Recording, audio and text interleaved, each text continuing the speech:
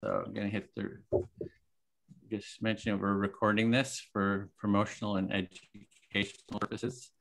And let me bring up our outline here. So welcome everyone. This is our introduction orientation to the Empathy Circle Facilitation Training. I'm Edwin Rutch. I'm the director of the Center for Building a Culture of Empathy. And I'm located here in the San Francisco Bay Area. And I've been working for about 14 years on how do we create more empathy in the world, and created the Center for Building a Culture of Empathy, as well as the cultureofempathy.com website. And it's the website is the largest resource for empathy related material on the internet. It has hundreds of interviews about empathy. All those books are empathy books. I've interviewed most of the authors there and posted those interviews online. We also have different projects we do, an empathy tent that we take out to public spaces and offer listening, as well as empathy training. That's what we're here for today. Let me give a little bit of an overview of what we're going to be doing. Okay, let me bring up the share screen. So this is our agenda today. We're going to starting with the welcome, which I'm doing now. Then we'll go into hearing from the participants. For each participant, hear just a little bit about yourself and why you're interested in the training. We'll review the Empathy Circle Facilitation Training. I'm going to go over the website and review that. And then also we'll have some Q&A if you have any questions about the training. And if you're not muted, please mute, because we do hear the coughing. Then also we'll review the how to take part in Empathy Circle. Hopefully you saw it already, but then if you haven't, we'll review that as well. And then we'll divide into small breakout empathy circles and do the practice. And then we'll come back for a full group debrief, and we'll have about 2 hours for this whole process. And let's see. So what we're here for is for the Empathy Circle practice. And the Empathy Circle, from my experience, is the easiest first step gateway practice for deepening empathic listening and just listening in general, and for creating a more empathic society. And if hopefully you've seen the how-to videos, it goes into real depth into some of the benefits of the practice. And I don't want to cover them, spend too much time here on those right now. But you can see the website and see how, all the many benefits of the practice and the benefits of empathy. And what we're here to is talk about the training and how you can take part in the training as well. So to begin with, we just want to hear from all the participants. Let me put in the question that we'll have. And this is just put this into everyone. The meeting, you can see the question. We're going to go around and just share your name, your location, and why are you interested in the Empathy Circle or the training. And we're going to have Celine. Would you start? Just sort of model it, and then just call on participants here. Sure, Edwin. How much time should we do? A minute each or less? Oh, 30 seconds, just about 30 seconds. seconds only. Okay, 30 seconds. I live in the United States, in the state of Oregon and the south of Oregon. And I want to bring a little more peace to the world. And that's why I love empathy circles. I think they can work to help make that happen. And I am complete, and I will be calling on you. I'm going to start with Joelle, because you're in Oregon also. Hey everybody, I'm in Oregon, just a little bit north of Saline on the west coast of the United States. I love all empathy practices because it heals our brains and moves us toward solutions and change. Great, thank you so much, Joelle. Nate, Are you available? Or I will come. Oh, there you are. Did you call me? Okay, Nate here. Hi, Nate. I'm in San Francisco, and I like philosophy, and I'm interested in seeing the value of empathy, and what would be the opposite of empathy is also an interesting thing to think about. Okay, thank you, Nate. Sistar, are you available to tell us about yourself? I am. I'm Kenya Sue. Greetings, everyone. I live in London. I was born in Wales. I've done the mental health first aid training as a counsellor. And with what's happening because of the different disruptions on the planet, I too would like to look at ways of how I can open up more and help heal and save the world. All right. Maybe all of us. Thank you. Yeah? Welcome. Thank you. Thank you. Maureen, would you please introduce yourself? Hello, everybody. I'm in Ireland. I'm interested in the empathy circles because I have discovered them as a way of deepening our understanding of our connection with nature, the earth. And I participate. I'm an active member of Extinction Rebellion. And I call on Larry. Oh, okay, great. Thank you. Celine Larry was going to do the calling just for speeding things up. So yeah, go ahead, Larry. But okay, thanks. I call on Celine. No, just kidding. Thank you. I love listening to what everyone's saying. I totally agree. You know, the empathy circles, empathy is what heals humanity. And when humanity is healed, we will care for the planet we live on. This amazing blue marble that's spinning out in the middle of space, in the middle of infinite universe, that we better wake up and care for if we want to be around much longer. That's why I'm here. Thank you. Thank you, Larry. Joe, would you be willing to go next? Or we will come back to you. Okay. And I'm seeing another person with a beautiful smile, but I don't have a name for you. It just says connecting to audio. Are you available to introduce yourself right now? I see the name is Arthur, so but it says like connection. One thing you might try is leaving and coming back again if the audio is not connecting. So great. Okay, Dean, would you please introduce yourself?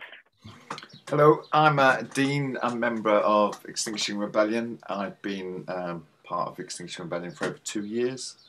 I joined up with Extinction Rebellion because it was something that was calling out to me as a plan of action. And then I discovered through Extinction Rebellion the Empathy Cafe. We were doing the 10 principles and values. And I suddenly found this almighty understanding of myself, because hearing yourself reflected by others enabled me to actually, one, feel heard, and two, actually hear what I was saying for the first time. And I learned to listen in silence rather than learning to listen in competition, which was the toxic systems of the old ways of working. So I'm into building this new culture of empathy where we listen in silence and gain understanding from each other. Thank you. Thank you, Dean. Anne, would you be willing to introduce yourself? So I'm Anne Jordan and I live in the southwest of England, and I am here because I'm passionate about empathy circles, enabling us to learn to connect in better, deeper ways than we generally do when we communicate. And I'd like to grow this practice across the world. And thank you. Thank you, Anne. Michelle, would you be willing to introduce yourself? Really gladly. Thank you, Celine. I'm Michelle. I'm in Galway in Ireland, and I originally came to the Empathy Circle practice on Wednesday evenings, like about 5 or 6 cohorts ago. And it was, we've had a lot of like suicide in our family. And I really do think that empathy is the way to heal humanity. And then realizing that actually all sentient creatures share that same humanity and have equal rights to this planet, and that we need to protect that space for not just our global family, but for Mother Nature as well. Thank you very much, Michelle. Graham, would you take a turn, please? Thank you, Celine. My name is Graham. I'm from Ontario, or Windsor in Ontario, Canada.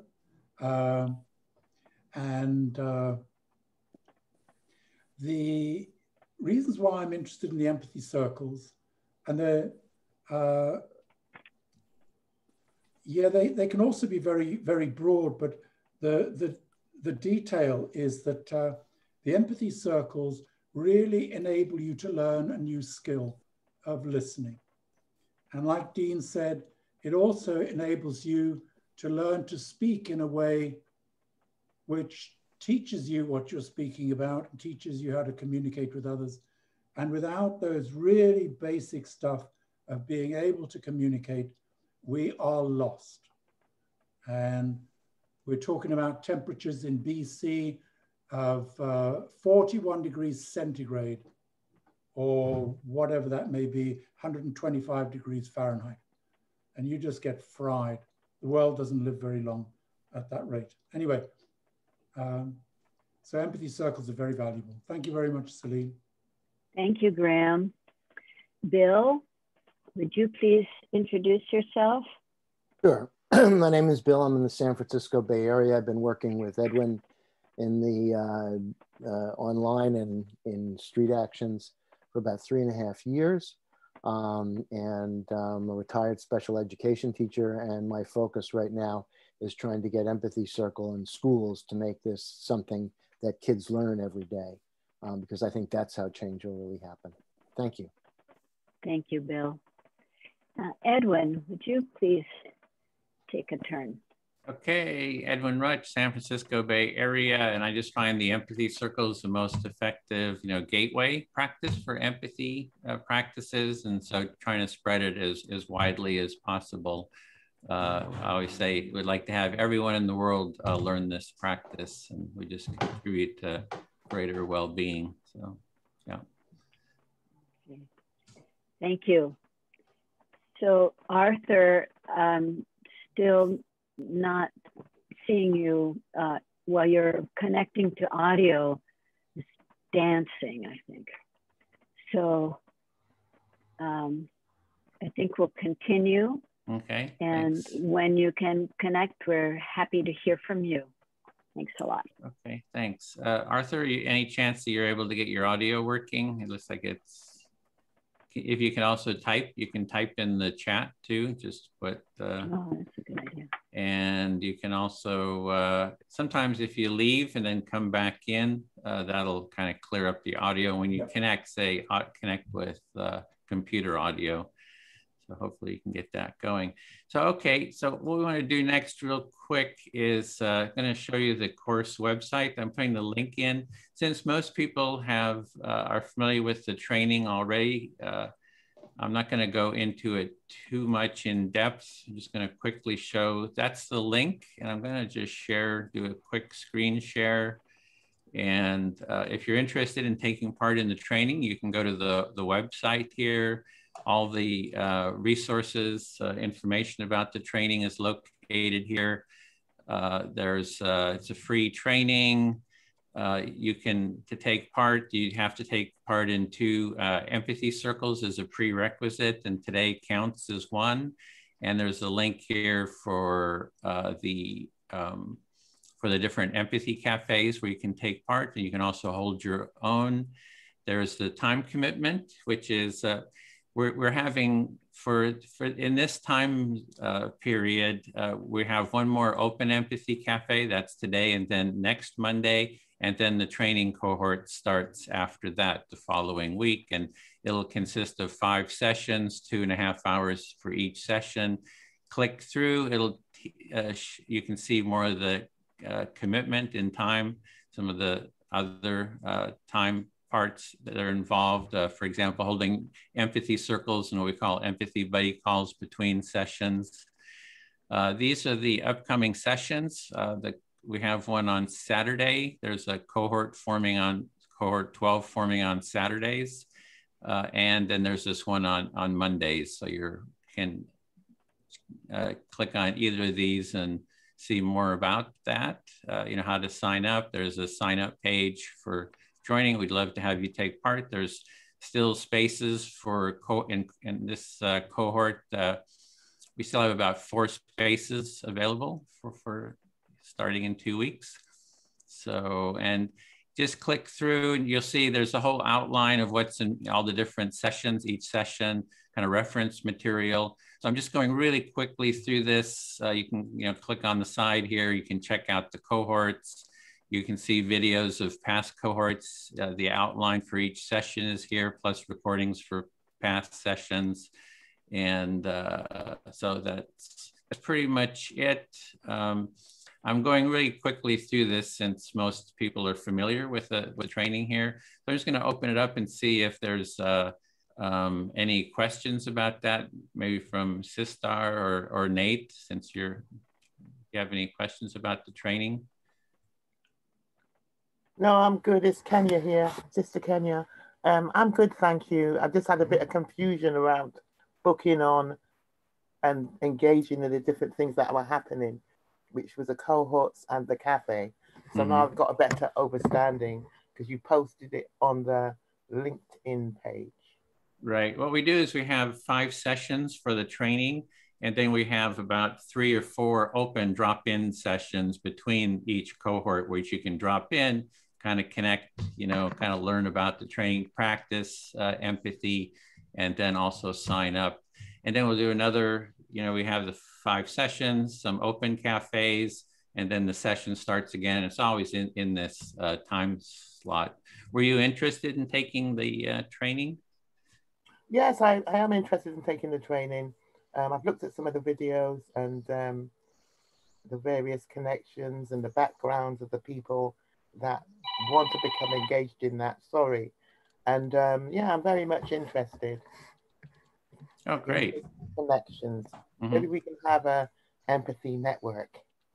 Yeah, we do have a community. We have an email list. There's about 270 people on our email list. About maybe 170 have taken the training. So you can join that email list, as well as we have a online community on Facebook too, and also a group on LinkedIn. So those are 2 ways of kind of connecting. So building a community is really what this is about. So yeah, great. Fantastic, thank you. So Brian, you're new. We had a quick check-in, your name, location, and why you're interested in the empathy training and the empathy circles. Just 30 seconds. Do you want to check in? And to answer your question, the training is free, Ryan. It's not a monetary thing. Okay, hey, sorry. I was trying to find how to actually get onto this, and it's a little bit buried in the calendar invite. Then you find the calendar invite, then you find the Google email, and then you find this Google Docs thing, and that has all meetings and location are in Zoom room. Here it is. Yeah. I'm used to clicking on something. You made it. Congratulations. I'm used to just, get on the calendar, click it, and there it is. And what's this nonsense? It's kind of going in a circle. So, well, luckily I do escape rooms for fun. So now this is a get into the room. This is an enter, not escape. So at least I'm smart enough. Okay, Ryan Baggett in Boulder, Colorado. What else did you want to know? Why you're interested in the empathy circle and training? Okay, primarily for my kids. They've got some, they've got a lot of, unprogramming to go through. their mom and I divorced after I discovered her in an affair with the associate pastor of our church 9 years ago. I came home, discovered another car in my driveway, and it was not a pretty situation. Let's just leave it at that. And there's some consequences to throwing a guy out of your house. So she got custody, and she's been abusive to all the children, especially the youngest one. I'm trying to get him out of her custody, you know, even if it's into the custody of a friend. But the oldest two are 18 and 17. And there's going to be a lot of, you know, yeah, mom said this and dad couldn't see you for 4 years, you know, not because I was in prison or anything like that. Don't worry. But, you know. Well, you'll have a chance to talk about that in the Empathy Circle to really go into depth, because the Empathy Circle is a really great practice for families. Yeah. You know, for getting families to talk to each other. We do it in my family, and it can really help with family relationships. So you're in the right place. Yeah. It's what I want to do is just, you know, gain the skills to not just dump on them and, hey kids, this is a big, you know, pile of boulders called truth, and you know, it doesn't matter if they're called truth. You know, having a boulder dropped on you really hurts, you know, and you expect better from adults, you expect better from people that said they loved you, and it's more along the lines of, tell me what your life's been like, you know, during this time that your mom's, you know, kept us separate from each other, you know. Okay, well, sorry, I'm just going to hold you there. Just wanted a 30-second quick debrief. We just really want to hear what you have to say, and we'll talk. I'm going to show now how to do the Empathy Circle practice for those that aren't familiar with it, and then we'll go in. Everyone will have a chance to really, you know, share in depth in the circle itself. So I'm going to share the video here. This is most of you have seen it, but for those who haven't, this is just how the process works, and then we'll go into an Empathy Circle. Screen didn't say that. And here we go. And if you can mute, everyone can mute, please. I'm Edwin Rutch, founding director of the Center for Building a Culture of Empathy. I'd like to welcome you to this short presentation on how to take part in a basic empathy circle. So next, let's look at the step-by-step how to take part. An empathy circle starts with 2 to 7 participants. Here on the screen, we have 4 participants. Was that showing the whole website, or the whole? I don't think it was showing the right. Okay, oh, there we go. Okay, participants, which I find is an ideal number.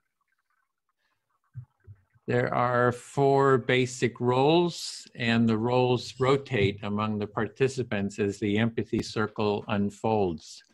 1, the speaker, is the first person to speak. 2 is active listener who actively listens to the speaker. There's the silent listeners, they quietly observe and witness. And the facilitator who organizes, schedules, and hosts the circle. They also do the timekeeping, and they have some experience with the process and help keep participants in the process. However, everyone has the responsibility to hold the process and the practice. So to begin with, the facilitator will start the empathy circle. They welcome the participants. They lead introductions if the participants don't know each other. The facilitator invites participants to give short introductions, for example, their name, where they're from, and something personal about themselves. The facilitator then reviews the empathy circle process to remind everyone how it works. They announce the discussion topic, if there is one. Even if there is a topic, you can always talk about what is alive for you. That is what is on your mind in the moment. And 5, they set the speaker time limits, perhaps 5 minutes, for example. And the facilitator then asks who would like to start to be the first speaker. So at that point, the participant volunteers to be the first speaker. As speaker, you select who will be your active listener, and you can select anyone that you want. You speak about the topic given or whatever is alive for you, and so you'll speak a bit until you have maybe expressed an idea or two, and then you want to pause to give the active listener a chance to recap what they understand that you are saying and feeling. If you say too much, the listener may have difficulty in reflecting it. As the active listener, you are listening to the speaker to get an understanding of what they're saying and what is important to them. You are giving them your full attention as a supportive companion on their inner journey and exploration.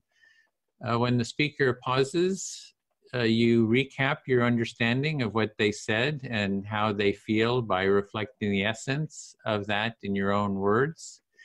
You can summarize, paraphrase, or even say the speaker's words back to them.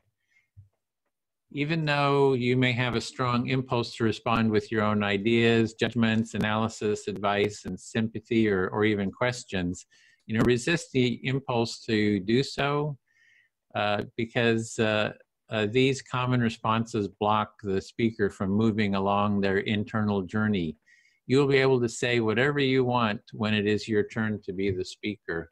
If you don't reflect the understanding to the speaker's satisfaction, they can always say it again. Then as speaker, you check, do you feel understood to your satisfaction? If you do not feel understood, you can say it again, perhaps in different words. If you do feel understood, continue sharing. Again, after speaking a bit, pause to give your active listener a chance to recap their understanding of what you said. As the active listener, you again share your understanding of what the speaker said and meant.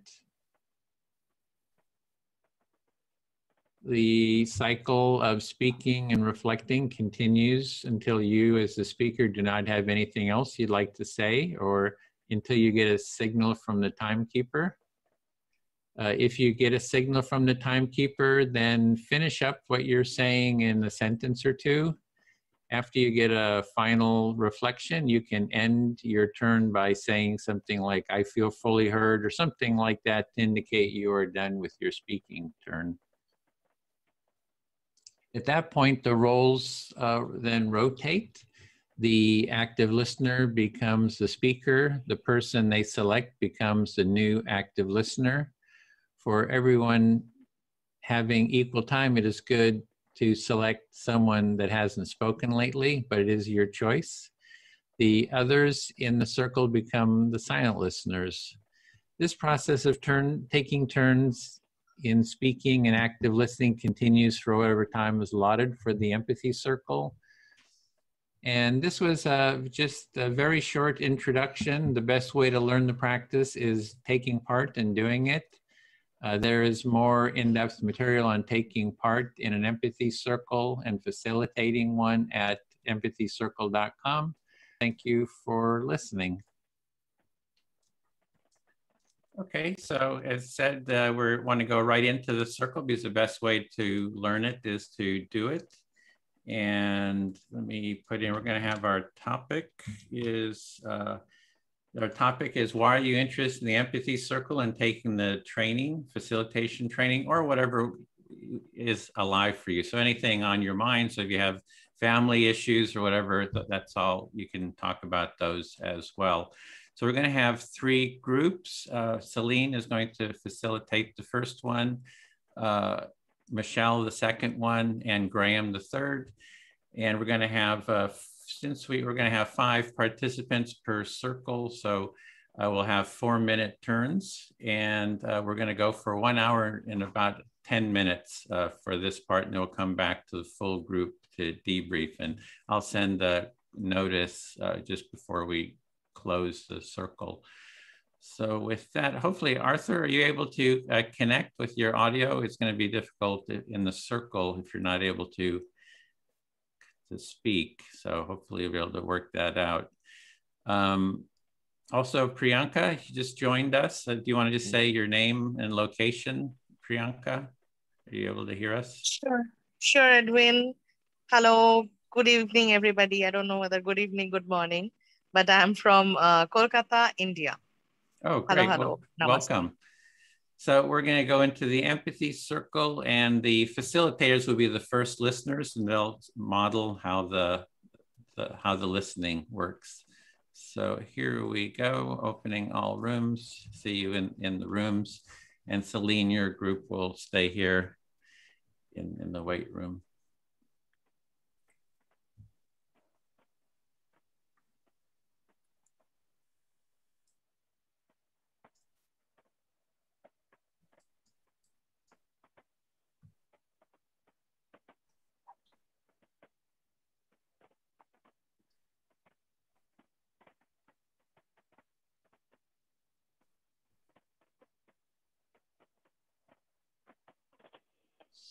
So I think we're ready. The Arthur was going to move into another room. Maybe he'll move in a little bit.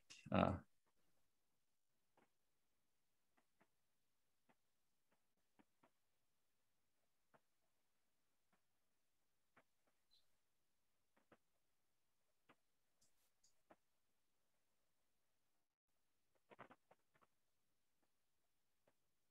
do you want to start, Celine? Sure. Okay. So I have one concern, Edwin. Sistar expressed a desire for confidentiality, and this is the room that is recorded. So I'll move her then. No, don't do that. Oh. No, don't do that. That wasn't the reason why. Oh, okay. That wasn't the reason why if you ask, I will tell you. That wasn't the reason why I asked for confidentiality. Okay. All right.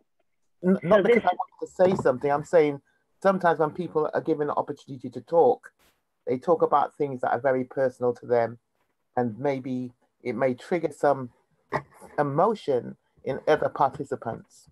So in terms of that element of confidentiality, not to do with the recording, it's just to say that people can,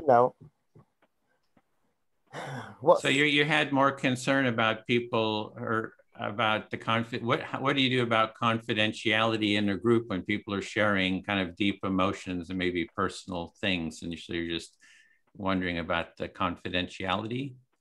Yeah, it wasn't about the recording. It was that sometimes, like when you said to introduce yourself, one of the persons weren't there at the beginning, and so therefore they start talking, and maybe they go into things that of a confidential nature. So just to say that that was an introduction, a little short 1 minute or 2 minutes to say who you were. But where I'm coming from in the training I've done so far is that we say what's said in a room stays in the room. We don't know each other anyway, but you never know. There's quite a participants from the UK here, but we don't know each other. But I'm just saying, it just gives people that rest assured.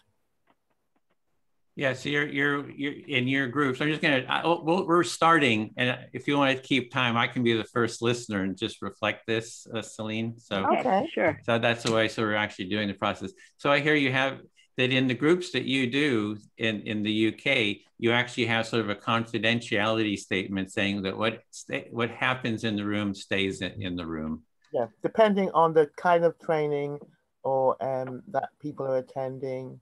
The nature of it, it could be dealing with systemic racism, abuses of any kind, depending on the topic. So we agree at the very beginning to ask the group for a couple of guidelines. I don't like the word rules because with rules, it makes you want to resist. So we don't say rules. We say, has anybody got any ideas of how they want this group to run, for example? What kind of things should we have in place? Phones on mute.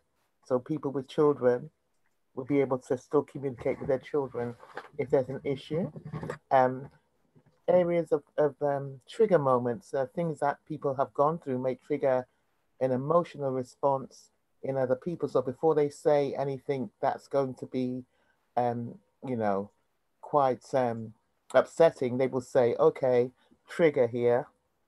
That's what we say. Trigger moment coming up. where I'm going to talk about this topic, and so people have the opportunity to excuse themselves or not. So what I'm hearing is that you have sort of, in the groups that you do, you have sort of different processes that you do, you set up, and people can, they have a confidentiality statement as well as they do trigger warnings, like, oh, something really, triggering is going to come up, maybe it's something around racism or something, and that they say to some, and then you can, kind of turn off the audio or something and kind of prepare yourself. So you're kind of, you're having curiosity as, do we have something like that in this group? Do you? And that it wasn't about not recording was not the issue. The question is more like, what is the confidentiality and statements that we have here? And if you feel fully heard, then I will answer it. Now we'll stay within the process to sort of answer it. So do you feel heard? I feel fully heard. Okay, and I'm going to answer. So I'm going to speak to Celine now. So I'm just going to stay within the process. So so you're just starting your turn. I'm starting my turn. Okay. So in this process, we don't have kind of a confidentiality statement where this, at least in the groups that I'm hosting, in empathy circles, people can organize them differently. And they can have statements of confidentiality if they want. There's no reason you can't. But in the groups that I'm doing, I'm not having the confidentiality agreements. I'm hearing, Edwin, that in the groups that you're doing, we don't have a confidentiality agreement or statement. Some other groups may have them, but not in the ones that you're leading.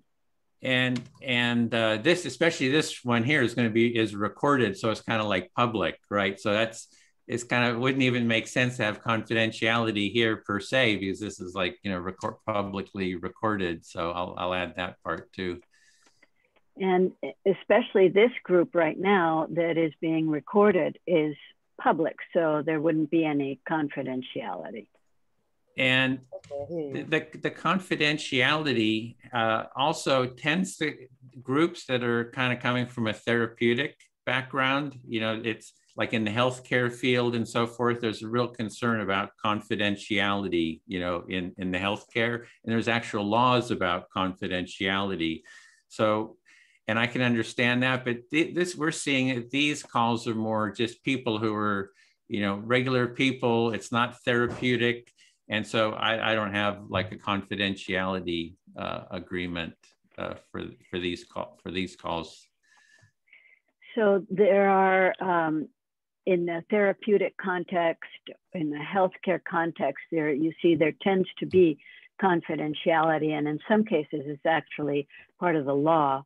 But these are regular groups, and you don't have a confidentiality element associated with it. It's kind of like when you get together with your friends, you don't say, hey, there's a confidentiality agreement when friends get together and speak. So this is more, citizens, people just getting together, having dialogues, and you're free to, say what you want. And so, yeah. So it's in friends, when you get together, you just talk and you don't consider the confidentiality issue. And in these groups, we're just citizens and we're free to say what we want and not say what we don't want, and we don't have a confidentiality agreement. Yeah, I would say, try to be empathic, be sensitive to people's experience. So I do kind of advocate for trying to be empathic and, say things that are sensitive to people's experience. So, yeah. So what you say is that these are empathic exchanges, and to be sensitive to the circle as you share. Right. And let's see what else.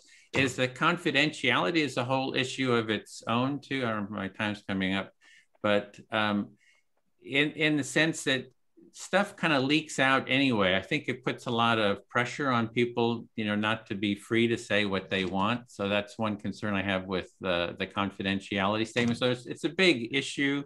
If someone in a circle wants to organize an empathy circle, have it be confidential, that's totally fine. Yeah. So the confidentiality issue, it can put pressure on people, and so that they're not comfortable or natural as that they might be. But and if people want to have a confidentiality agreement, that's okay. But in these circles, we don't have one.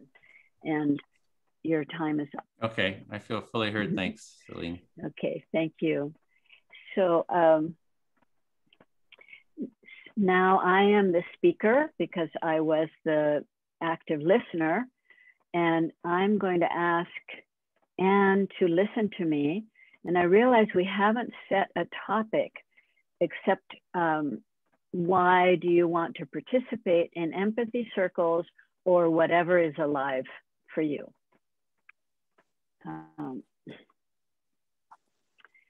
Thank you. I'd love to listen to you. Thank you, Anne. What do I want to talk about? I think I'll talk more about confidentiality. I'm going to set the time. So I noticed that although I have, in leading trainings and workshops of different kinds in my life and done a variety of confidentiality agreements, I have never missed that in the empathy circles. And I'll pause there. So I heard you wanting to check that we all know what the topic was before you started your turn. And you've decided you'd like to continue the theme of confidentiality. And you've been involved in teaching trainings and workshops in which you have set confidentiality agreements. But what you found that in the empathy circles, you haven't missed having them. Yes, it's never come up as something that's missing. I've never felt that I was making a mistake when I revealed things that were very personal. And I have always heard people attending to each other with a lot of respect.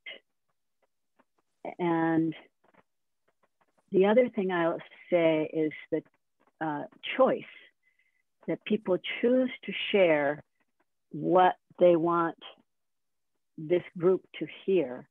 And that keeps things in the realm of respectful and safe. And I've been doing this for, I don't know, 6-7 months, something like that.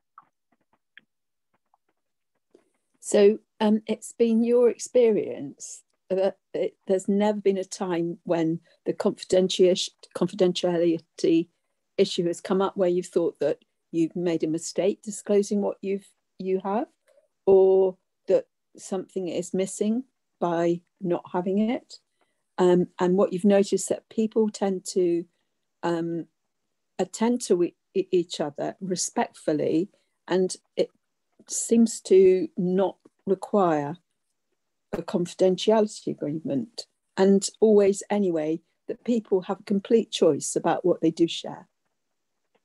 Thank you. Yes, I feel you've heard me. I want to say one more thing, and that what we are doing here, and from my perspective, is we're learning a skill. We're not here for therapy.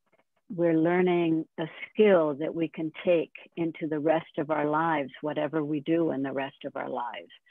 And I think that that is an important thing to remember. And one thing about it, that what we're doing in these empathy circles is learning a skill of taking empathy into our lives, whatever our lives are about, and it isn't a therapy. So you think, yeah, but this makes a difference. Yes, thank you. I feel fully heard. My time is up.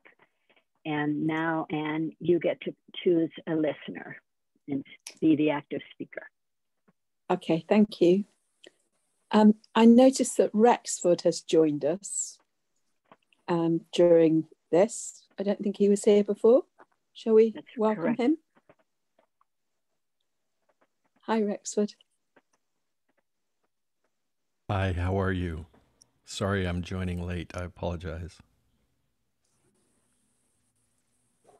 That's quite all right. You're welcome. And I think you'll pick it up. And if you have questions when it's your turn, we can, we'll see. We'll deal with them then. Is that okay with you? Okay, that great. Sounds really great. Thank you. All right, thank you. And Sister, I know that isn't your name, but I haven't remembered what your name actually is. Would you be happy to listen to me? Yes, I can listen to you. Could you tell me again what your name was, please? Kenya Sue or Kenya. Kenya Sue. Kenya's fine. Okay, Kenya. If you'd be happy to listen to me, that would be good.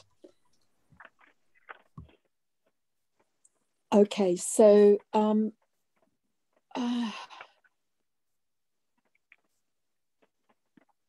yeah, it's interesting, this topic of confidentiality in empathy circles. I find that sometimes at the start people ask and wonder because of being used to having an agreement in other groups. But then in all the circles I've been involved in, it seems to never really be an issue. I kind of noticed that too. For myself, I kind of feel a bit of discomfort about being recorded, but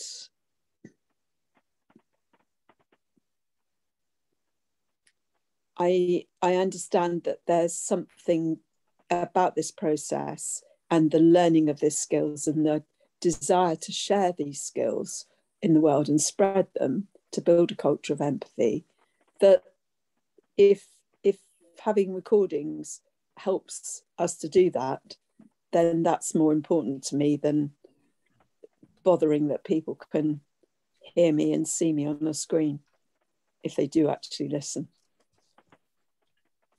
I've said a lot, but could you reflect that back, please, Kenya Sue? I can hear you. You've expressed that in the training you've done before, the trainings or circles you've attended before, it hasn't been an issue. However, you feel a little uncomfortable about being recorded, but if that's in order to engage more people into empathy circles, that would be okay. Is that correct? Yeah, pretty much. Like I really think that if we manage to spread this culture of empathy in the world, in the way we interact with each other, not just in circles, but in our lives, then that would be a really positive thing, a positive thing that could help to bring about some of the change that we seriously need in the world. Okay, I hear you. So you're saying in terms of the training, not only on these platforms, is to implement this as part of our everyday living in a way to heal the world. Is that correct? Yeah, I don't mind that if it works, if it's helpful to have recordings, then I'm happy to go along with it. So you're happy to go along with the recordings because it's looking at things, looking at the greater good and feeling uncomfortable on a platform talking about things.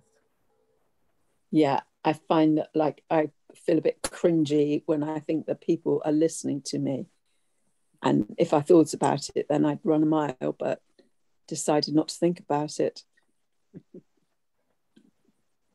So you decided not to think about the actual platform, and as we say, just to keep it moving. Your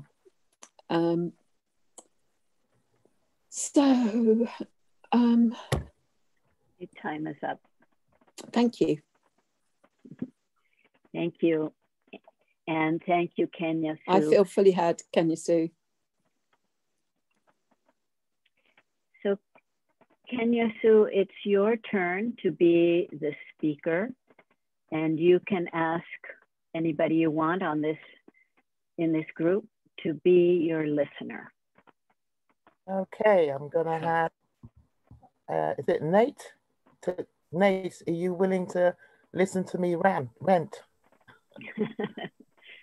Yes, I am, but I do have a short-term memory issue. So if you could just bear that in mind, I may not be able to remember like full paragraphs, but you know that would be something that I'm happy to do it. But I do have a short-term memory issue. Likewise myself, so we can see how we get along. Okay, my favorite subject, myself. I think I'll talk about myself. So I mentioned that I've done the mental health first aid training, which is an Aboriginal model. Horrible word, but still, let's roll with that. And the mental health first aiders look about different perspectives in terms of how the community and nation view people with mental health imbalance. Okay, you've done some training in the past and to look at people with mental health imbalance. Correct, lovely. I feel heard. And so people generally have a lot of stigma, which is quite damaging, around the thought of having, you know, mental health imbalances. And it's seen as historically moments of shame. So in order to address that, and so we can engage as many people as possible, especially now in the last 18 months or so, because of the, we call it the Rona 19, because when you say that other word, it triggers all kind of different social media alerts. And so because a lot more people who are in the public eye are now impacted by this thing, it's become acceptable. So that could be a thing, or it couldn't be a thing. Okay, there's a stigma connected with mental health. People are not trying to avoid saying they want to say Rona to not trigger people's trauma. Yeah, I feel heard. And so now maybe even in terms of distance learning, whereas before maybe half the planet don't get access to resources that we have, things are more or less leveled out in some respect.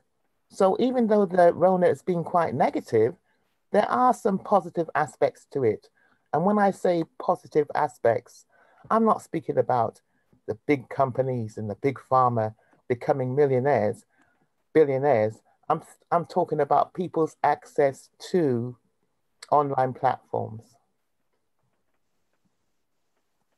Okay, that getting access to online platforms, not just it's for farmers too, and it could be a good thing. Yeah, I'm not saying that the Rona is a good thing because people have obviously died. I'm just saying looking at negative things and how we can turn that around and see what good can come out of that, because people generally act nicer around public holidays, usually European holidays, Christmas and things like that. They act nicer around those times than they do the rest of the year. So generally when people are more fearful and have to depend on each other more, sometimes they become more kinder. So I don't even know whether that's a thing. Hey, people act nicer around the European holidays, and hoping that people will act nicer. Okay, so I'm feeling heard by Nat here. And for me, I just think that, you know, apart from the first 6 months or so, when we weren't aware what was happening, I spent a lot more time at home with my children, and we've connected more. But then again, I'm a home educator, so we're connected anyway. So for me, we should find the good in negative situations and respond to each other more positively. And that's the only way we're going to get out of this. We can't depend upon these selected leaders. Your time is up, Kenya. I was on a roll there. Thank you. I'm sorry. Thank you, Nat. I like your role. Thank you, Nat. Let's give Nate a chance to go ahead, Nate. Can you say back some of what you heard? She was a home educator, and sorry, I was listening to what Celine was saying a little bit there, and I kind of, my short-term memory shifted over to Celine in between. So, but I remember you said you were a home educator, and yeah, sorry, that's my short-term memory. There was like a couple paragraphs, I think, in there, but that's the thing that I remembered. Where I started shifting over to Celine and listening to her, and then my short-term memory moved. Thank you, Nate. I did hear some about some of the positive, ironically or surprising positive things that have come from Rona, including staying home more and being with your children, and more people having access to these ways of communicating. So I hope you feel fully heard, Kenya. I feel fully heard and acknowledged. Thank you. Okay. Thank you. So Nate, now you can choose a listener, and it's your turn to be the speaker. Okay. This is my second time doing this. Who's left is it Ryan is left and Rexford? Are those the ones that are left, or is there other people left? And I'm not sure, and Edwin, I'm not sure. You can ask anybody you want. Yeah, Ryan or Rexford, they haven't spoken yet. It's be good to state. Ryan or Rexford. Okay. Looks like Ryan's got his he's got him unmuted, so he might be more available. Ryan, are you available? And I am. Okay, great. I'm gonna move you to this screen so that I'm looking at you rather than off to this screen where it was. So just a matter of dragging the Zoom window there.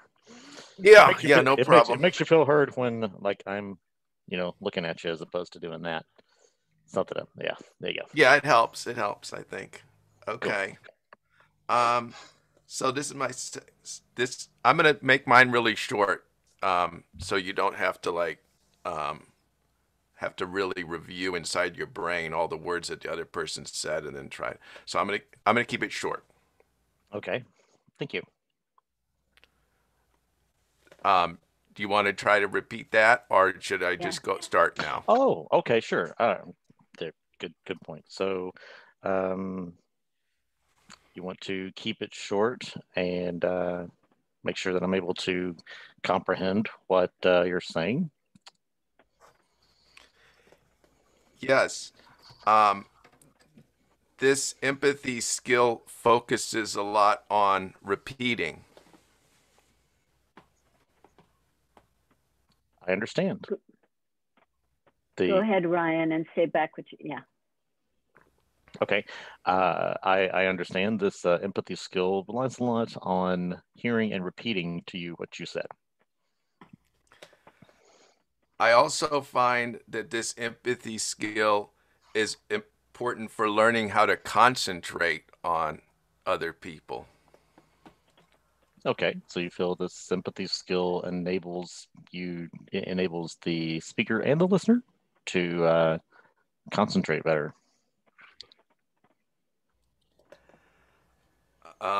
This empathy skill is also connected a lot with listening skills. Okay, so this empathy skill is connected to listening skills.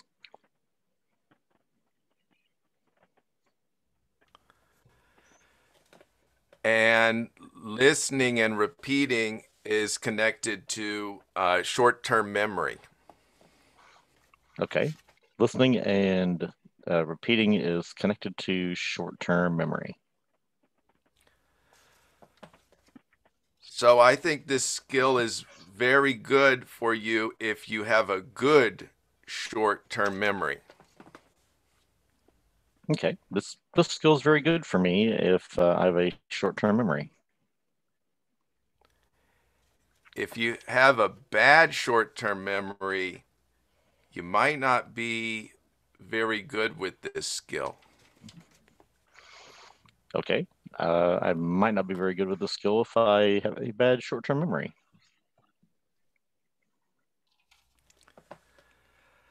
Also, if people are speaking for like multiple paragraphs, you might have to have the skill of condensing down multiple paragraphs into like a couple of sentences.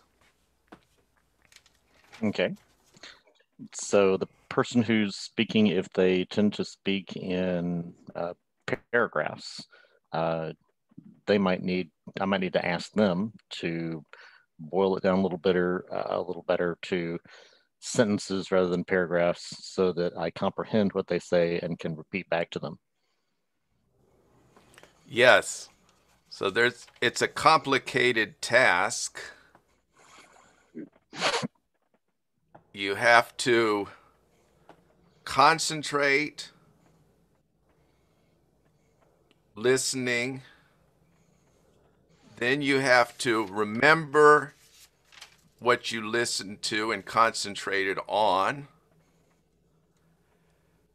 Then you have to repeat what you listened and concentrated on. And if you're not going to repeat the entirety of it, you have to figure out how to condense those paragraphs or multiple sentences into a coherent summary. Ah, I'm rescued by the bell, saved by the bell.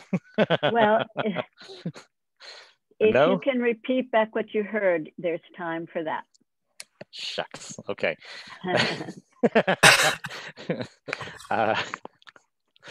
All right. So this is a difficult skill. It requires concentration in order to comprehend, and the ability to repeat back if I need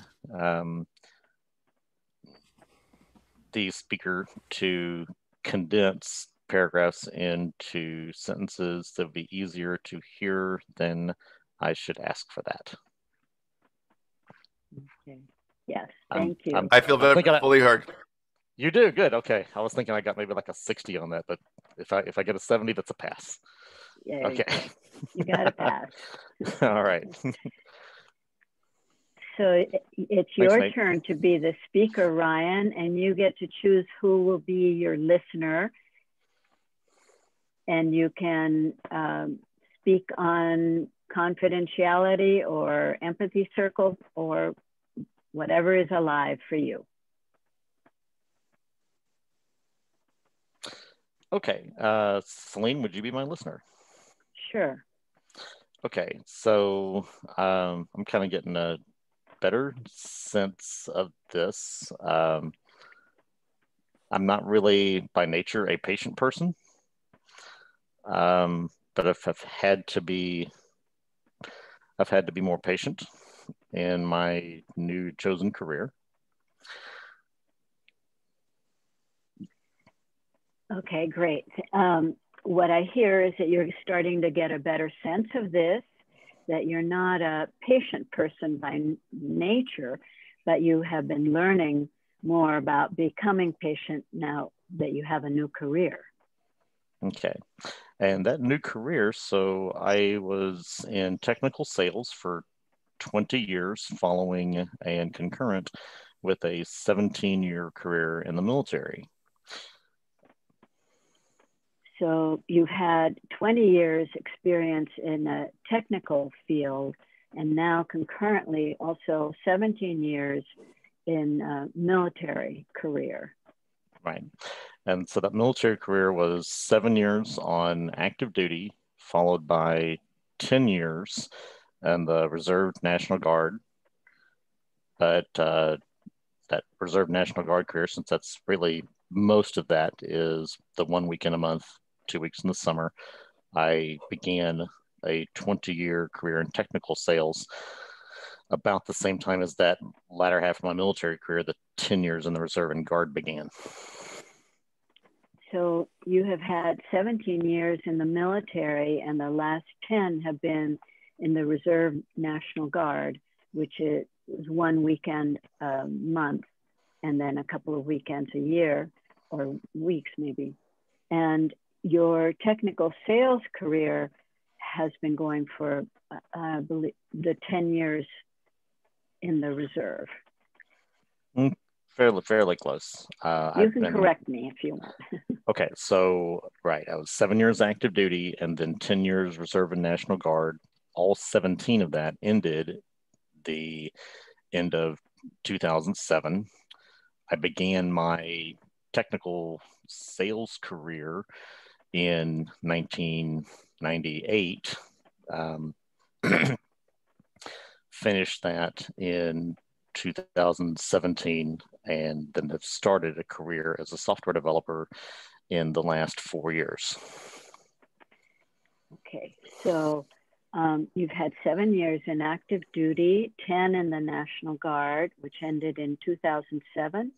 And you've been in you were in technical sales from 1998 to 2017. And now you've become a software developer. Right. And I'll polish this off. Why I really need the listening and empathy skills is that most of the software developers I work with are offshore developers in India. It's sometimes, most of the time, very hard to understand them. And there's a language barrier, but there's also a cultural barrier that is difficult to overcome. And I would like to gain the skills necessary to better understand the people that I work with who come from varying linguistic and sociocultural backgrounds, so we can all be more productive. Your time is up. Oh, so I heard you say that as a software developer, you need listening and empathy skills because you work with people, it's an offshore, and they're in India, and so there are language and cultural differences that impact your work, and you want to be able to connect with them. There you go. Close enough. I feel heard and listened to and all that good stuff. All right. Thank you very much, Ryan. Thank you. So now I am going to pick a listener. Let's see. Rex Nickerson? Rex, are you in a place of listening to me, being my listener? I would love to. Okay, great. Oh, wow. Rex, you have like a radio show, like radio host voice. Oh, thank you for that. So I am going to speak about the value of empathy. And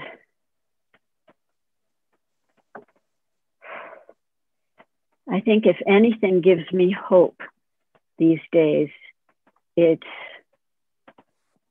when I see people, even if they're just trying to listen empathically, that to me is a great success for humanity. Just the very effort of trying to listen with empathy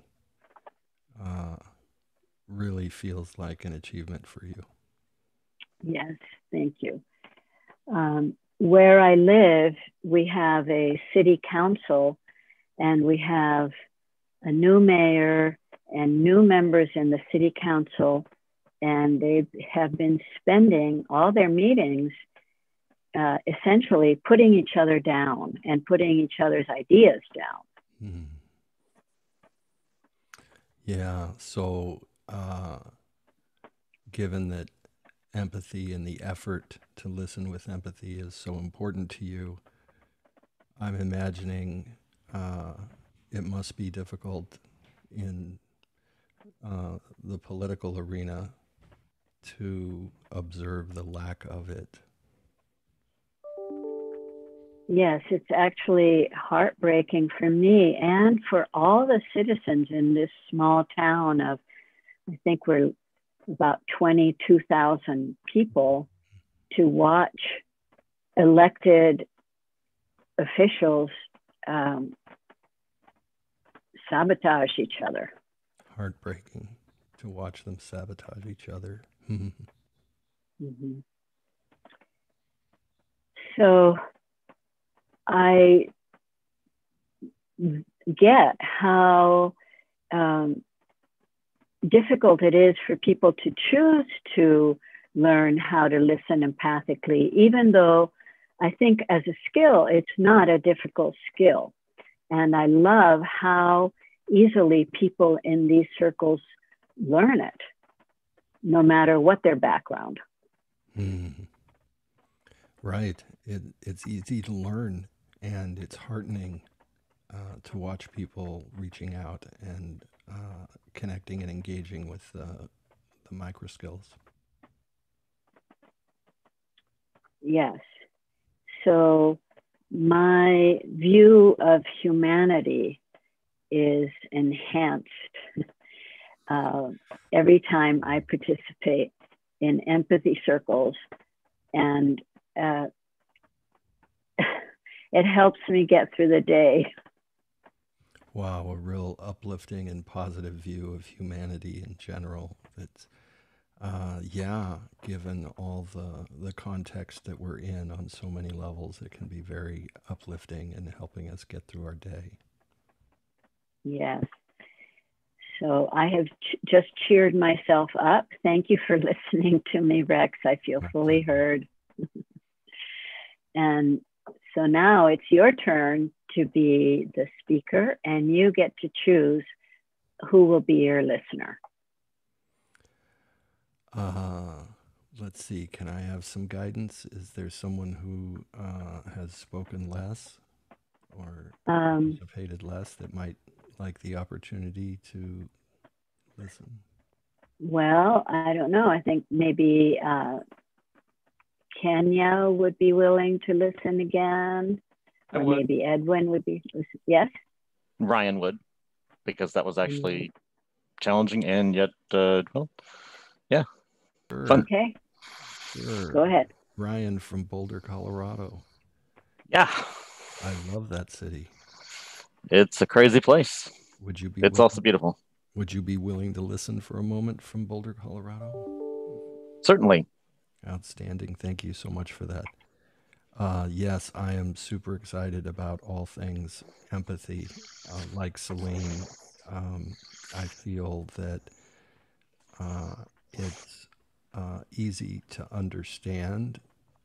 It can take a lifetime to get good at it. It's the best game of golf on the planet. Always challenging myself to get better and better at my practice of empathy. Okay, I really appreciate you opening up to me like that, Rex. That this is the best game of golf. I wish I knew more what you meant by that. So please just reflect first what he said. Okay. I'm very glad to hear, and that you are very excited about the practice of empathy. Thank you for that. And I do want to respond to what I meant by game of golf. Yeah, it's not a competition with someone else. It's a constantly challenging. It's a game against yourself in terms of practicing empathy skills and getting good at them and reflecting on how well you feel you did as a listener, and trying to do better, even better than you did last time, to more perfectly reflect and connect with the human being that you're interacting with. And thank you for that. I am so glad to hear that your view is it's not a competitive practice, but more that empathy is more of a game you play with yourself to become better at being more empathetic every time. That's awesome. Thank you. Thank you. Yeah, I feel like it can be especially difficult in capturing affect and emotions, and often folks withhold a little naturally, especially when you're meeting someone new. And I feel listening deeply for the whole message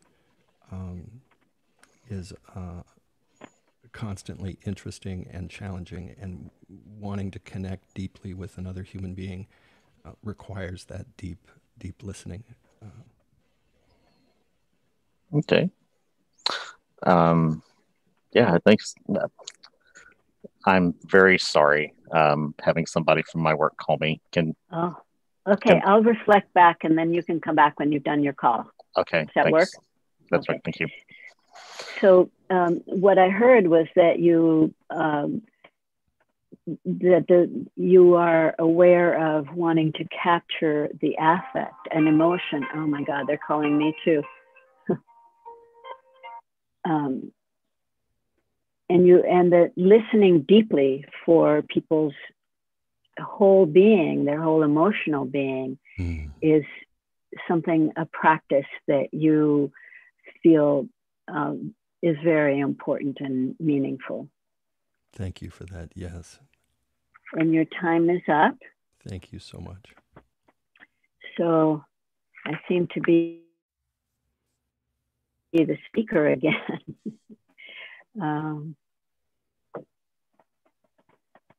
So I'm going to ask Kenya if you would listen to me. Are you there, and would you be willing to listen to me?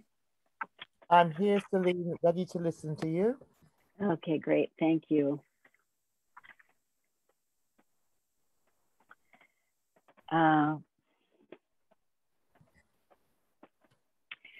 So since we talked a little bit about how this works when we talk about very personal things, I'm going to talk about something very personal. Sorry. Turn that off. Yeah. There you go. Sorry, Celine, I missed that because my phone distracted me. Even okay, nope. All right. So I am going to speak about something personal, and that is that in my family, I have some people who have participated in empathy circles per my request, and then I have some people who refer to them as bullshit empathy circles. So in your family, you have some people that you have engaged successfully on the empathy circle training, and some that refer to it as bullshit. Yes. And that's painful for me because that's a relationship where I would like to have safe conversations, and I don't because of this kind of judgment. So that's very disappointing to you because you want to be open with your family members, and because of their resistance, you're unable to do so. Yes, and we have a level of painful disconnect that I have not found any way to bridge. No matter how empathic I may feel, I can't express myself that way. So you're feeling that because of their unwillingness to engage with you on this journey, it's created a disconnect. So therefore, it's painful and the healing process can't start. Yes, that's right. On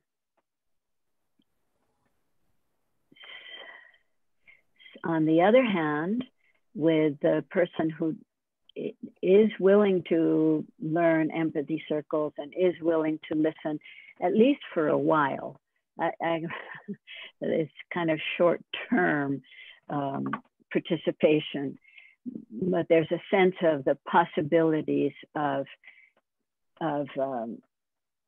being close and being in empathic understanding. So in some respects, the person from your family who you're able to engage with, although it's short term, you have the hope that it can develop into a long-term, sustainable relationship where you're able to be transparent with each other and talk about anything. Thank you, yes. I feel fully heard, Kenya. Thank you so much. So now you get to choose a listener and have your 4 minutes of speaking and being heard. What, me again? Yeah? Yes, okay. You again. We go around and around. Rex's voice. Rex has got a radio voice, so yes. I don't mind, Rex. It would be my pleasure. Thank you. Such a fantastic voice. Yes, I was the one, you weren't on the platform at the time, Rex, that brought up the isms about the confidentiality. In the UK, we have this thing called a GDPR, which is a General Data Protection Regulation. So you're aware of the GDPR that's applies in Britain, and so that's important that you honor that. Thank you, that's correct. There have been circumstances where I've been on public transport over here when I've heard counsellors, lawyers on the public transport talking about their cases, which is not appropriate. Mm. Wow, so out in your day-to-day comings and goings, you've heard professionals who ought to know better violating this this regulation, but it sounds like it's also a value. That's true. And also, what is my response to that? I'm such a coward. I usually get off the transport so I don't have to hear the internal personal conflicts or cases that they're dealing with. And maybe I should learn to try and confront that. So you'd prefer to, what's more comfortable is to just get away from it so you don't have to hear the violation, the GDPR violation, but you're also wondering, do you have a responsibility to confront that? True, and it makes me feel kind of like a coward in a sense, where as it could be me in a different circumstances that could be, that they could be having this conversation about, and there'd be nobody there to take responsibility or have a duty of care. So, wow, so so you feel a little bit like a coward, feeling that somebody should confront this. And when you choose not to, sometimes you feel like a coward, sometimes you wonder if you're a coward. Yeah, I do. But in any given circumstances, the environment appears to be quite toxic, because I wouldn't want to risk anything by doing that, or just stay home, work from home, and not have to deal with it. So there's again the conflict between, do I keep myself away from this, walk away when I'm involved, but maybe avoid it by working more from home? It sounds like you're feeling some conflict about that. Yeah, the conflicts are within me, Mm-hmm. is what's the right thing to do, Mm-hmm. and how you survive, where people are trying to exist in a situation where they're unsure about the future. Yes, you're in a toxic environment, as we all are in, and it's difficult to know how to navigate that effectively and appropriately without too much risk. Yeah, and I've been a black woman as well in a systemically racist environment. It put me in a different journey. As an individual, I'm speaking for myself and my experiences, so that's why I've come to that conclusion. Stay home, stay safe, and keep it moving. So the issue of race. Your time is up, and Rex will finish listening. Go ahead. Thank you for that. So the issue of race adds another dimension to the whole conflict that you're feeling, and the issue of another dimension to the issue of safety. That's right. Thank you so much, Rex. Oh, you're very welcome. Thank you. Heard. Thank you, Celine. Okay, so we have time. You can have another turn, Rex. Choose a listener, and you can be the speaker. I will choose Edwin, if that's okay. Yeah, listening. So I shouldn't, but I couldn't, as I often do. The game of golf continues for me, and I find myself judging how well I was listening, and feeling like I was the gift and opportunity was the breadth of affect and the breadth of experience and the multi-dimension to the experience. And I was feeling challenged to reflect all of that accurately in pursuit of some definition of accurate empathy. I was excited by the opportunity and challenged at the same time. So you're evaluating your listening. You want to do good listening. You want to listen well. It sounds like listen deeply, and you felt some challenge there. Maybe some self-criticism or. Yes, thank you for that. Yeah, but again, each time I have the opportunity, I'm excited and a little judgy of myself at the same time. So you're excited about being able to listen and deepen your listening skills, but you also have some self-judgment around that too. That's it. I've been a consultant for several years, and with COVID, I've had to pivot to individual leadership and life coaching, which puts the issue of empathy front and center in my day-to-day practice. So I'm grateful for this space. So because of COVID, you've had to shift to one-to-one coaching, and sounds like you need more empathy there, and you're sort of grateful for this space to kind of practice the empathy or deepen those skills. Yes, it's difficult to find. It's been difficult for me to find a group of folks who are interested in practicing the art of empathy only and not getting into business development and other typical coaching groups.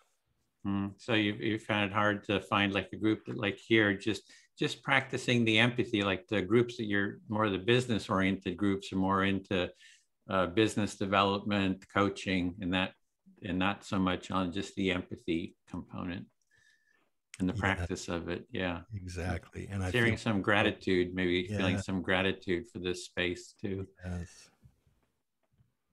Yes, thank you for that. And I just, again, I feel it's so important. And I'm hoping at some point we can also give each other some feedback or tips. I really am interested in honing those micro skills that scaffold up to quality empathy. Yeah, so you're hoping that you can share some tips on how do you really listen empathically, and so those micro skills to kind of go in and share sort of tips on how to do it better, because you'd like to improve your skills.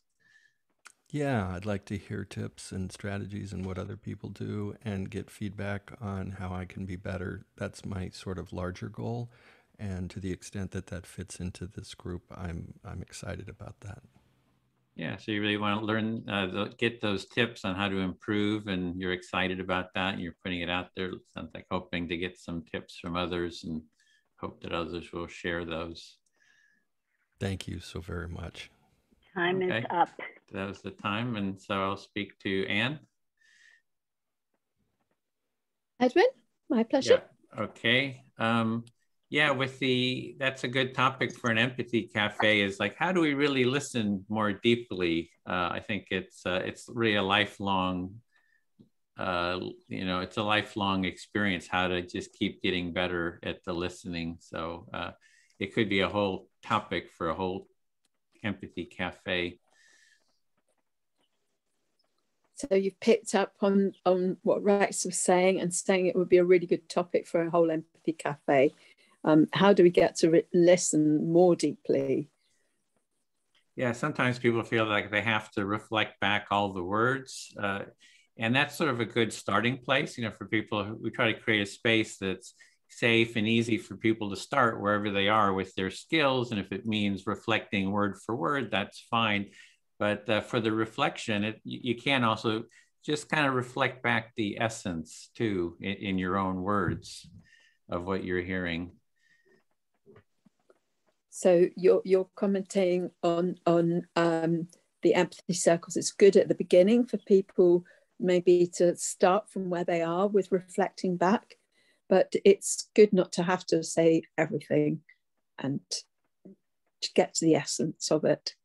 And it helps if you can sort of identify the feelings people have, sort of name the feelings, if they're feeling frustrated or happy or grateful or whatever the feelings are, to be able to name those feelings. And sometimes you can hear those feelings a little bit beyond what they're actually saying. So you can sort of make a bit of a guess of what you're hearing them say. So those are some things that, help with making your listening go deeper.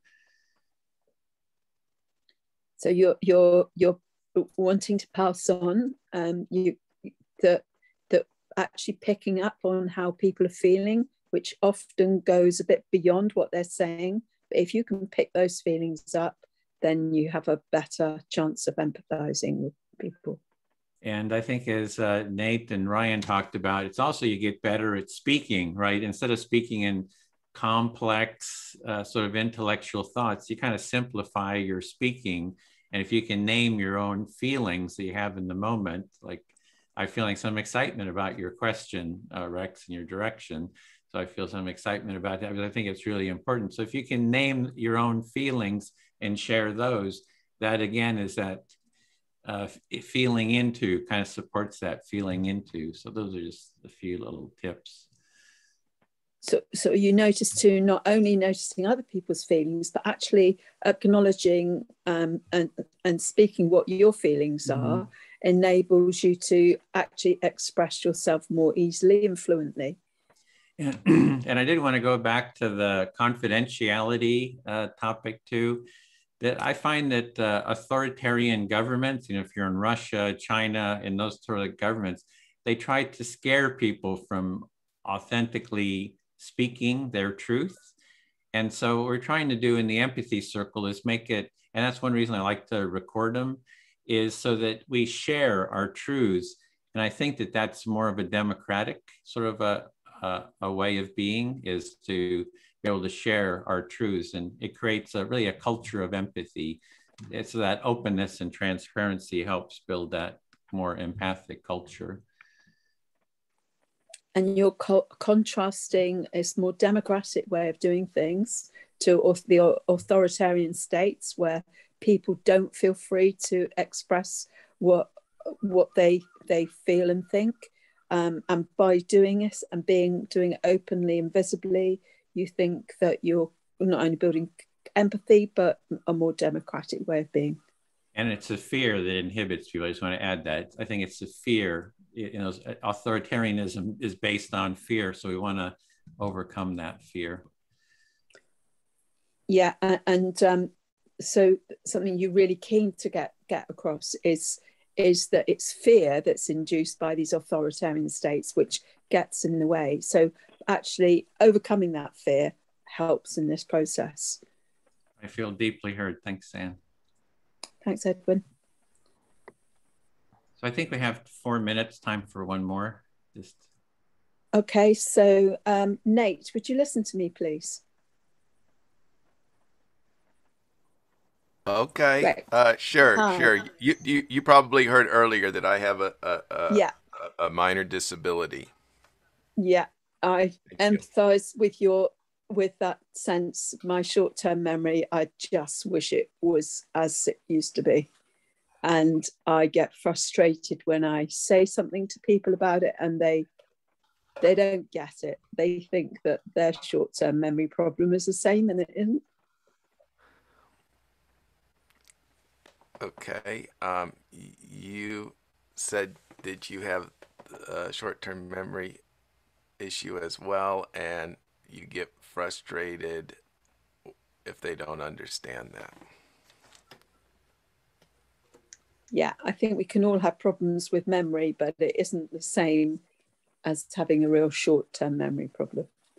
And I attribute mine to my chronic tiredness, that my brain just doesn't have its normal capacity anymore. Okay. I hear you say that you have a chronic tiredness that's contributing to the brain capacity. Yeah.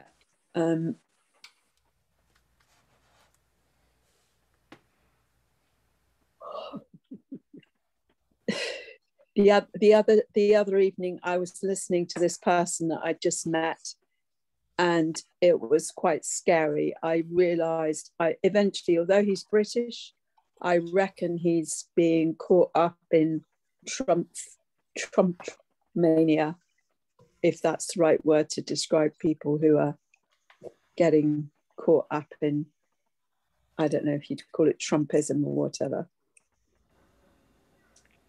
Okay. You met a man who was getting caught up in Trumpism. And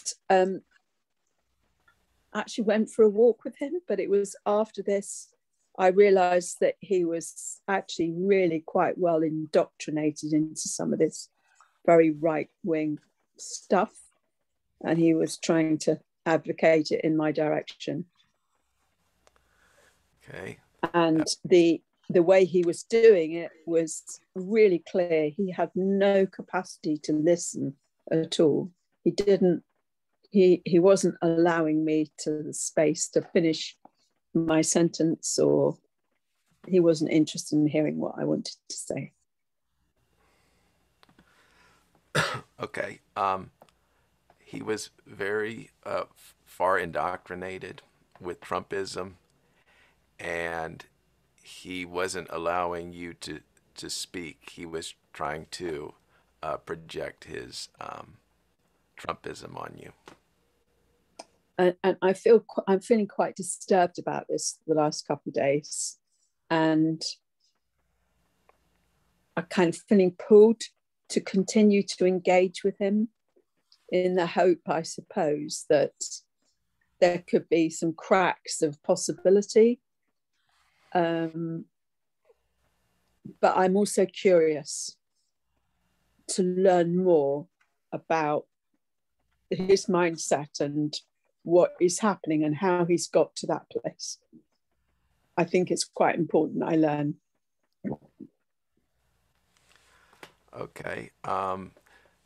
You were curious to maybe learn more about this gentleman, and maybe have some interaction through the cracks, as you said, for that. Thank you, Nate. I feel heard. Yes, and I heard, Anne, also, that you are kind of taking on the challenge of being able to understand why this man thinks the way he does and feel. Is that part of it? Yeah. Yeah, thank you. Thank you. Okay, so the rooms are closing. I hit the close, so we have about 50 seconds. Everyone else will be coming back. Oh, okay. Can I ask, Edwin, about your book list?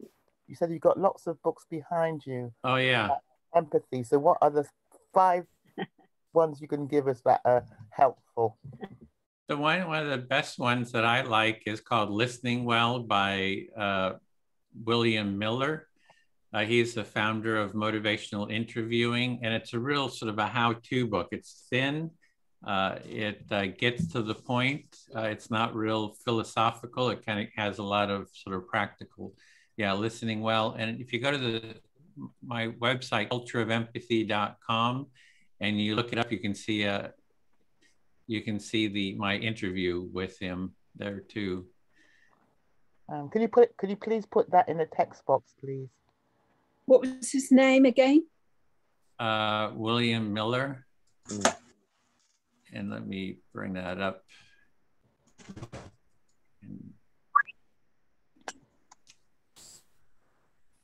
Okay, so I'll put that in a second, that link. Thank you. Kenya.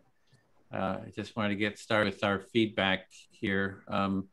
So we wanted to go through and just hear like from each person, just sort of like a 30-second, 45-second debrief on how was the experience, any insights that you'd like to share. Perhaps Bill, would you be willing to call on people to Sure. start, share, and then kind of call on others just for time efficiency? Okay. Well, we had a great conversation. Everybody, it was touching, as we start to kind of share. I've been in a circle with the people in my breakout room, many times. So it just seems to, you get to know people, nuance comes out. And it's just a really lovely way of doing that. Rather than, having an agenda in a conversation, you just kind of listen and let it affect you and then to see where it goes. And to me, it's always a good time. So thank you. Anne? I enjoyed having some new people into the empathy process in our circle, and being in an empathy circle without any responsibility. That was also good fun. Thank you. Great, Anne. Celine? I enjoyed our circle. I enjoyed exploring empathy from different perspectives. And I enjoyed celebrating how much I appreciate this practice. Great. Thank you, Celine. Dean? We talked, the process I came away with was how we can repopulate that middle ground. Because we're all shoved to the edges, and empathy is a way of hopefully repopulating that middle ground and allowing us to hear those who we were not necessarily open to before. So thank you. Thank you, Dean. Joelle? Yeah, every empathy circle is amazing and takes on its own life. And a couple meetings ago, somebody talked about how their blood pressure changed during empathy time. And I have physiological changes that happen during and after an empathy circle where there's, apparently it's part of the ventral vagal system. Anyways, that's interesting to me, but I actually feel physiological differences in this empathy process that benefit my system. Great. Thanks for sharing that, Phil. Very informative. Michelle?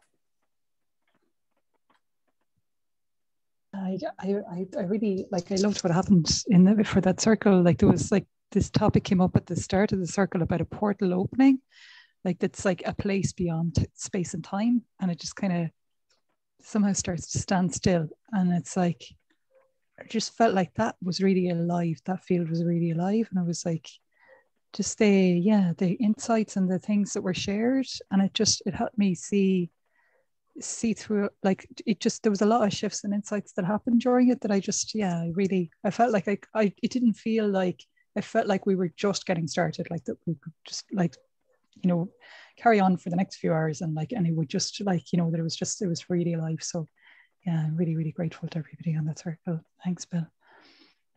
Thank you, Michelle. Graham.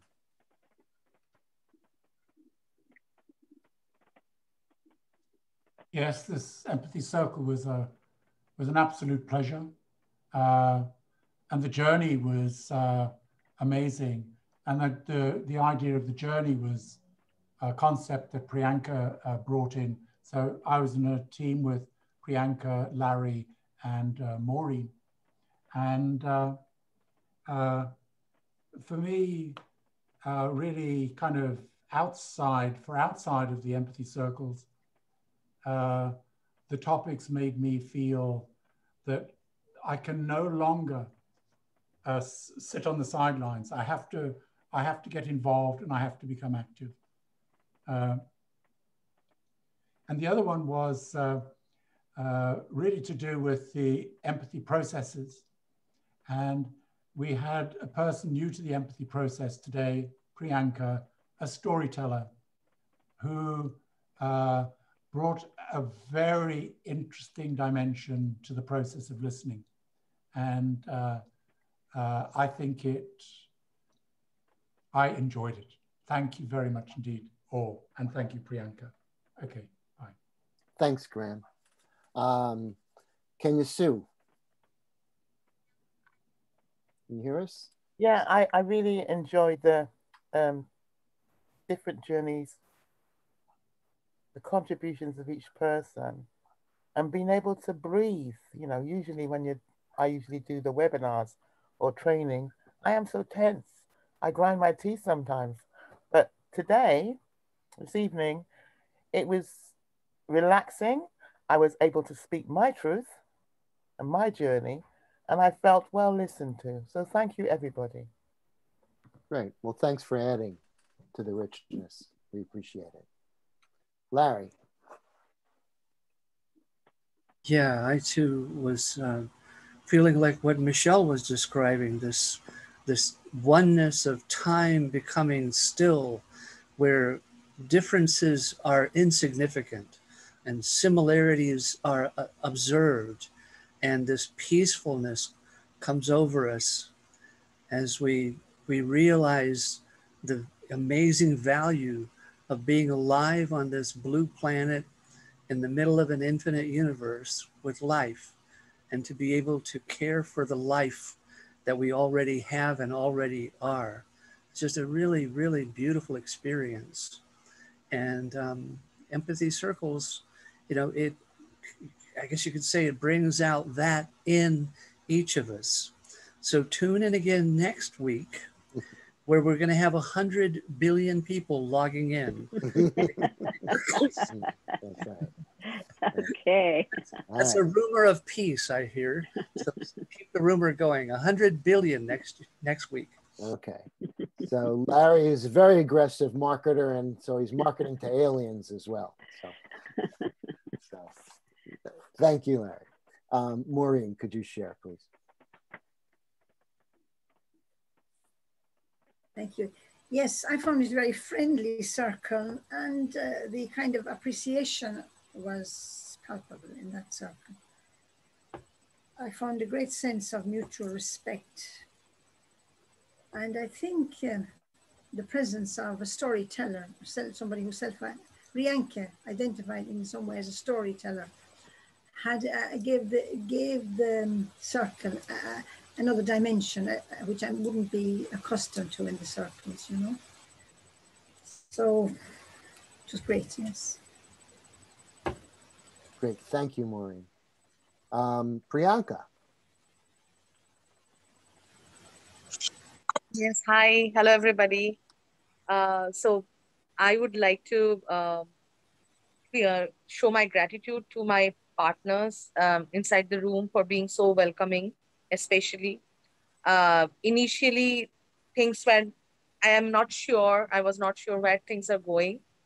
But then what I finally felt at the end of the empathy circle, I would like to express that through a small Sanskrit chant. It goes like this.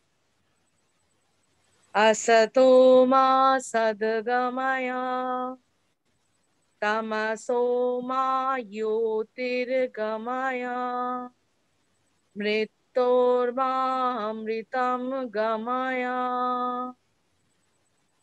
Om Shanti, Shanti, Shanti. It means take me from untruth to truth. Take me from darkness to light. Take me from death to living.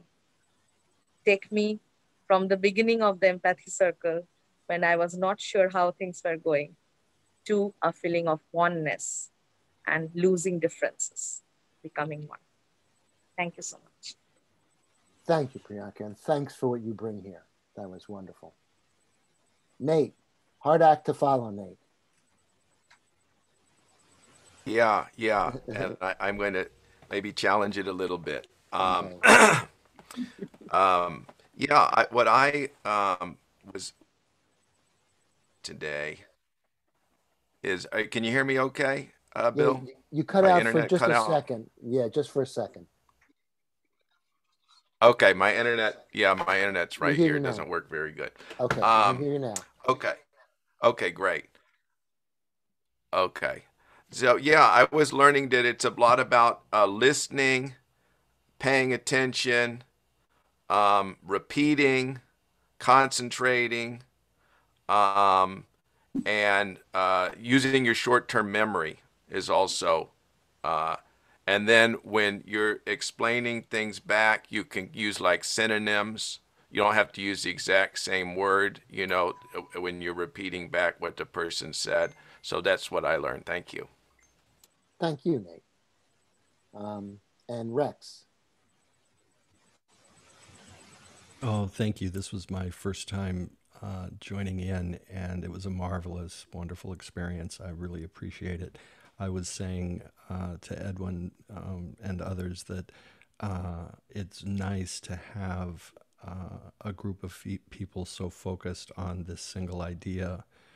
I'm a leadership and life coach, and it puts empathy front and center in my approach. But most of the other coaching groups are focused on business development and other issues. And so it was really exciting, and I just want to express my gratitude to you folks who are hosting this space and participating. I feel it's super important. Thank you. Thanks for coming, Rex. Good to have you here. Edwin, back to you. Yeah, thanks, Bill. So I'm grateful for the new participants. We had several new participants in our circle, and it can be initially it can be a bit anxiety producing. You're meeting new people.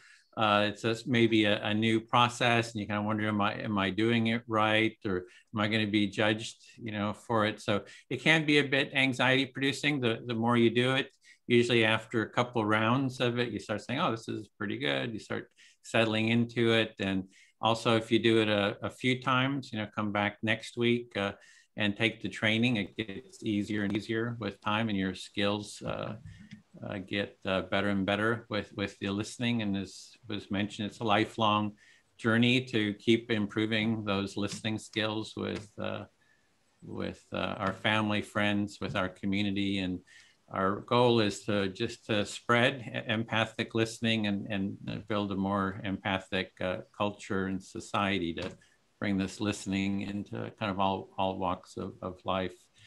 And I did post in the chat room, in the chat, there's a book, Listening Well, The Art of Empathic Listening. So there's an interview I did with William Miller. It's a really good book for the nuts and bolts of listening. And if you check the website, there's hundreds of interviews, around empathy, topics in general. We have next week in this time slot, we have another Empathy Cafe, just like today, open circle to practice and get some more experience. And then The following week, in 2 weeks, we'll start with cohort 13B, and there's a few spaces still available. I think we have 21 participants, and we're going to try taking, usually that's about the limit. We're going to try going up to 25 in this cohort. So we have, I think, about 4 spaces left for the cohort. So if you click on that link there in cohort 13B, you can sign up or get your name on the list there, or on the wait list. And then the last link there, I'm going to put that in again, is at the end here. If you click on that link, if that's just a feedback form for any feedback about this session, as well as you can put your name and email in there. And that just is a way for us to stay in contact and sort of any feedback on this session, as well as if you're interested in taking the training. We have some questions. Are you interested in taking the course? And that lets us know, and we can stay in contact. And I think a couple of the people joined through LinkedIn, and do send me a LinkedIn or a Facebook friend request so that we can stay in contact and keep building this community.